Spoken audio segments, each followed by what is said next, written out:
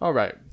What's up, everybody? Welcome to yet another episode of the Pro Mormon Podcast. My name is Philip, and I appreciate you taking the time to tune in or watch or listen to this episode. And sorry, it's been a little while since the last one. I think it's been a couple weeks now, but part of the reason for that is obviously we had the holiday season with Christmas, and now we're coming up on New Year's. And actually coming up on New Year's got me thinking about the topic of this video in particular. But it got me thinking about New Year's resolutions, goal setting, kind of how that all works, and why it's important, number one, but also kind of one of my biggest pet peeves when it comes to religious people in general, specifically people within my own religion, the LDS religion or Mormons, but just in general, right? And this isn't to dog on people at all. This isn't a negative thing. This is just something I think we could all work on a little bit more and we could focus on better, and kind of help each other out with. So I don't want this to seem like this is coming off as a rant against any religion or anything like that, because that's not what this is. But now that I've kind of skirted around the issue a little bit, I want to talk about kind of goals and our ability to set goals that can help us change and improve within our life. Something that kind of really irks me and has irritated me, specifically when I was a missionary. I heard this all the time.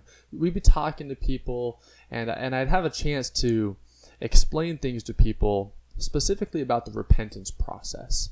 How we have this ability to change, and how the Lord can really work within us and remove certain desires and certain things from our very core and really help us through these things and change for the better. And people would often say that kind of the same thing, like, sorry, this is just the way I am. And it kind of, it drove me crazy, frankly, but it kind of also was really sad, because people often develop an idea of who they are in their head, and then they kind of limit themselves to whatever that idea is, right? For the better or for the worse, right? So people can often limit themselves because you think, for example, right, I have an idea of who I am. I'm a 5'9" guy. I'm pretty good at math and critical thinking, but I'm not super good at, organization or whatever, right? And I have this idea of who I am in my head, my strengths, my weaknesses. And because of that, we kind of get comfortable in that, right? We build this little box around who we are, and it can be very difficult to break through that. But that being said, the reason why I wanted to bring this up on this podcast, right, the Pro Mormon Podcast, is specifically because the gospel does not want us to be limited to who we are. It wants us to be able to improve, right? It wants us to be able to become the type of people that the Lord wants us to become, right? The type of people that we can become with His help. I think that's the big distinction, that while it can be very difficult for us to change and to really do things and make progress in this life by ourselves, with the gospel, we can do it because He can help us, if that makes any sense, right? So I was actually listening to a comedy sketch from a guy named Bill Burr. If you ever listen to his comedy, I recommend listening to the edited versions of his comedy, because he curses like a sailor.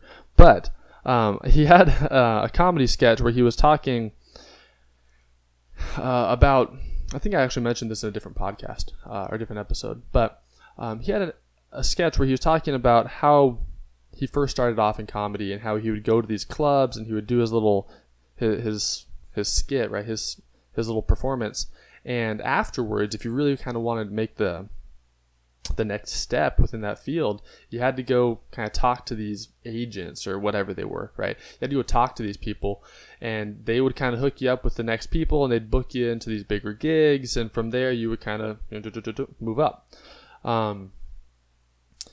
But he talked about how there was this one particular time where one of his buddies was like, "Hey man, we gotta go talk to this guy and do the whole thing," and he said, "Yeah man, you go do it. That's not really my thing. I'm not good at that." And his friend just looked at him and said, "Well, get good at it." And it kind of made me think about this entire concept again, how we often will just say, I'm not good at that. This is something I'm not very good at. And the entire purpose of this life is to be able to change who our natural inclination, or what our natural inclinations may be, to fit within the idea or the concept of what the Lord wants us to become, right? That type of person, not what our natural inclinations are, what the natural man is, but rather the type of person or type of, I say man, obviously that's man and woman, the type of man that he wants us to be. And I think that's a big one there, right? So for example, I would talk to people and they would say things like, I'm just not a very patient person, and that's just how I am. I can't really work through that. Well, I mean, while it may be more difficult for you as a person to work through that, that does not mean you can't, right? There's some people that are more tempted by certain things than others. There's certain people that are more tempted to break the law of chastity than others. There are certain people that are more tempted to break the word of wisdom than others, right? So for example, while some people may smell alcohol or smell the smoke of a cigarette and just want to throw up immediately and not think anything of it, other people may have a very difficult time with that, right? But just because they have a difficult time, that doesn't mean, that's just how I am, and now I'm stuck within those temptations forever, and I might as well just give in to them because that's just how I am. That's not how it is at all.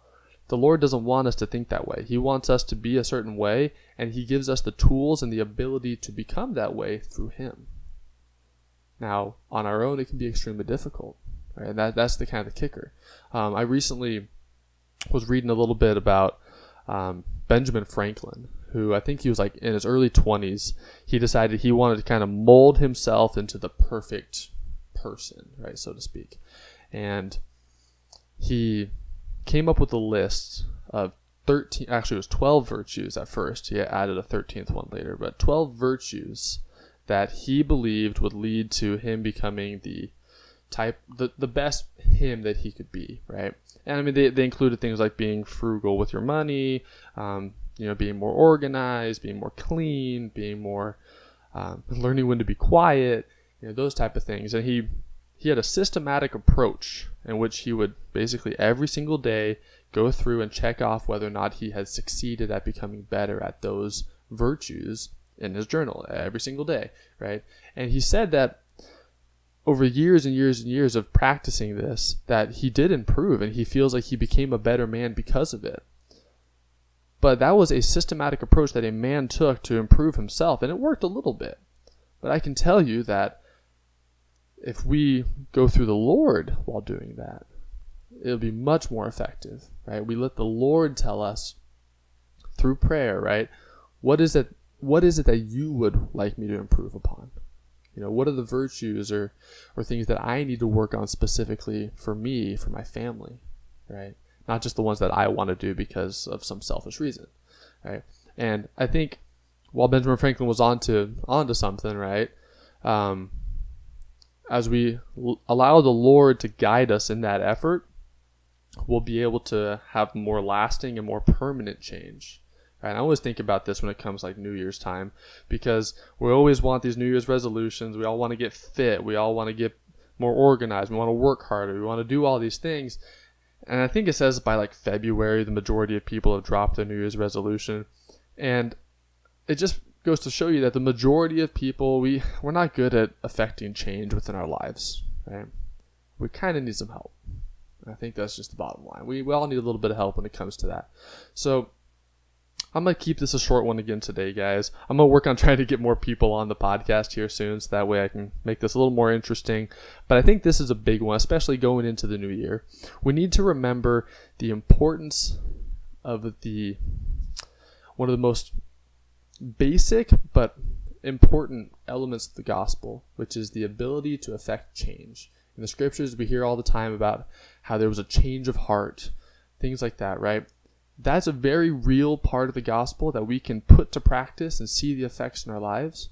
So I would challenge you, right? If you're watching or you're listening or whatever, to go to the Lord, pray, figure out exactly what it is that you and Him together feel is best for you to work on and change in your life, right? And then ask for His help to really make those changes, right? Ask for His guidance as you set goals. Ask for His guidance and support as you start to go through that process of changing, right? If it's patience, if it's, being more giving, whatever it is, whatever virtue or whatever virtue or characteristic he wants you to be working on at the time, go through him to see what it is and get his help while doing it. I promise you that if you do it that way, that change will not only be easier to get, but it'll last longer. It'll actually become a part of who you are, and you can actually affect real change in yourself, as opposed to just, I changed one of my traits or one of my actions for a couple months, and then I went back to being who I was. Yeah, that doesn't work, right? So as the new year comes, as 2018 is coming, I encourage you to work on that. Go to the Lord, figure out what he would have you improve upon, and then, just do it, right? Get your goals, go through it that way, and the Lord will help you out. I promise that. So once again, thanks to everyone if you're still watching, or listening. I appreciate you taking the time to do this. I know it's 10, 15 minutes out of your day, but I really appreciate the time. If you haven't already, be sure to subscribe to the YouTube channel. Follow me on SoundCloud, where I post just the audio. So if you don't have time to watch the video, you can just listen to it on your phone, through SoundCloud, or on your laptop, wherever you want to do that. And be sure to follow me on Instagram, Twitter. I usually post updates on there as well. And on Instagram, I actually post little inspirational quotes with cool pictures here and there as well. So if you're into that, be sure to follow me there as well. Once again, I really do appreciate it. And if you have any questions or comments, feel free to leave them in the comment section below, or reach out to me on, as I mentioned, Instagram, Twitter, Facebook, you name it. You can reach out to me on those as well and ask me any questions, or leave comments or suggestions for future videos, whatever, right? Or if you'd like to be a part of them, maybe we can do a little Skype thing or something too, if that's something you're interested in. So that's all I got for you today. Hopefully this will motivate you a little bit going into 2018, help you set some, not just realistic goals, but goals that will actually help you moving on in your life. All right. That's all I got. Thank you very much. Bye.